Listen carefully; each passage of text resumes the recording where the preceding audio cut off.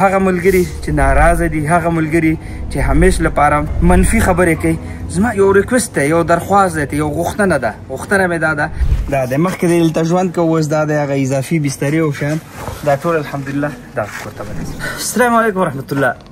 زما تر شا چې تاسو وینئ دا دغه کور دا چې کوم کور کې مونږ ولاړ دا یو کور دی که نه. کور ته اوس په دې وایو چې د دې چاردیوالي شته ده، خو دا دروازه که نه شته، خیر دا به م کېښودلی شي. دا چې وینئ دا د دې لپاره هغه عصري تشناب یا هغه د یا مثال په عامه اصطلاح به ورته ویم کناراب یا لیټرین یا خاکنداز که نه، بس دا د دې لپاره دغه هر څه دي.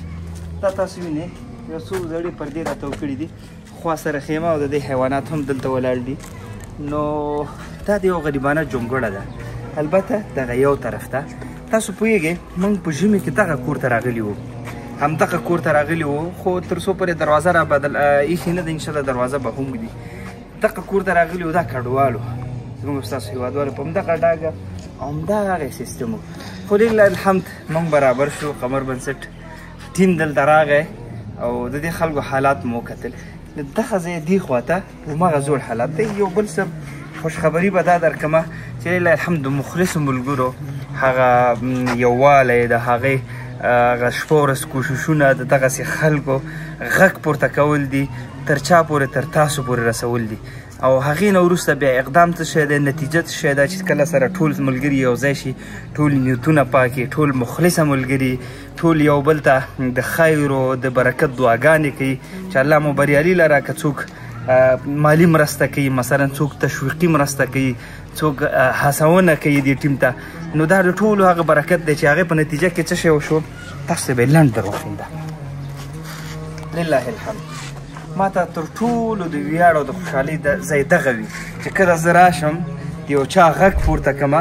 تاسو لږ مخکې د دغه کلیپ وګورئ که نه چې د دوی دا ژوند څنګه و. ما مخکې ورته ویل چې دغې نه اخواته هغه نیمۍ پاتې ده، بیا دغه ځای نه دې خواته دلته خیمه وه. هغه خیمه دلته وه، دغه د اشپزخانې په حیث به یې دغې کوټې نه استفاده کوي. هغه خیمه راغله دغلته ودرېدله، تاسو وینئ خیمه دلته راغله او لله الحمد دا ښایسته ډیزاینداره کور دا دغه مخلصو ملګرو او هغه هڅه کوشش نتیجه وه، ملاتړ یې و چې لله الحمد دغه لاهور کاکا د دغه کور خاوند شو، اشپزخانه شوه، تشناب شو، ورسره ښایسته کوټه شو.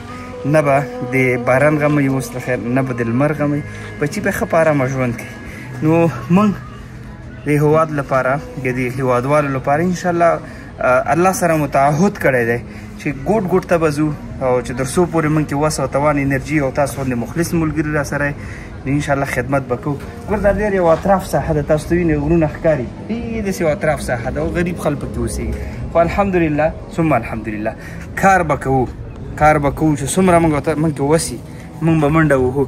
او هغه ملګري چې ناراضه دي، هغه ملګري چې همیش لپاره منفي خبرې کوي، زما یو ریکوست دی، یو درخواست دی، یو غوښتنه ده. غوښتنه مې دا ده چې همیش لپاره کوشش دا وکړي چې مثبت پیغام خپور کړي سره، په ځای د دې چې یو چا باندې نیوکه وکړي، په یو بل نور الفاظو کې هم کولی شي چې ورته ووایي چې ورور دغه کار که دغسې شي ښه به نو په دې سره چې هغه څوک منډه وهي، څوک په میدان کې هغه هم خوشحالېږي، هم تشویقېږي او چې کوم مشکلات کوم نیمګړتیاوې پکې انشاءالله هغه به پوره کړي.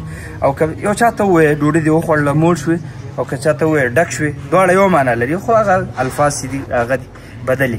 نو زما همیش لپاره غوښتنه دا ده چې هغه خلک ځان درته نه یادوم، موږ ډېر عزیز کمزوري خلک یو، هغه خلک چې د خیر خلک منډه ترله وهي، خدای شاباسې الله د نور هم همت ورکړي. که دغه کار په دغه طریقه وشي فایده به یې ډېره وي. نو انشاءالله په دې کې به هغه هم نور هم تشویق سي، نور به منډه وهي، نور به ترله وهي، هېوادوالو خدمت به کوي. او هغه ورونه او هغه ملګري چې دغسې کارونو ملاتړ کوي، ته مالي مرسته رالیږي او دغسې هېوادوالو اواز پورته کوي، مثلا ویډیو خپروي تر څو پورې ټولو خلکو ته رسي، هغې ته دې الله اجر ورکړي. الدال علی الخیر کفاعله، دلالت په خیر باندې داسې لکه تاسې کړي. موږ تاسو ټول انشاءالله په دې کې راځو، دغه مرسته کوونکو لپاره انشاءالله اجر شته.